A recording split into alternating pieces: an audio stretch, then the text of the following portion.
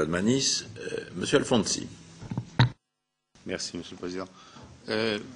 D'abord, un point d'information. Je rappelle que notre Parlement a voté le rapport de Mme Sanchez-Smith qui proposait que les crédits attribués à la coopération territoriale s'élèvent à 7% du budget global de la politique de cohésion et non pas 3,48, et qu'il y a besoin d'avoir peut-être une cohérence vis-à-vis de cette position.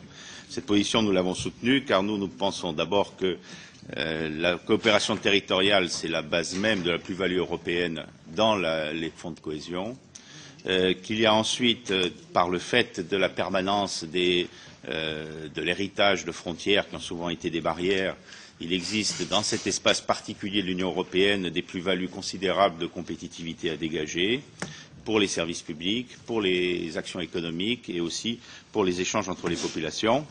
Et enfin, je dirais qu'on doit prendre en considération que c'est des fonds sur lesquels les mises en œuvre n'ont pas du tout la même antériorité. Des instruments nouveaux sont créés, comme les GECT, dont les règlements vont accroître considérablement, je pense, l'efficacité. On développe des stratégies macro-régionales de façon toute récente et cela pourrait se développer fortement. Et tout cela plaide effectivement pour que les crédits soient maintenus, non seulement maintenus à un niveau élevé, mais que le Parlement maintienne sa propre proposition qui a été votée, donc je le rappelle, de consacrer 7% à la coopération territoriale.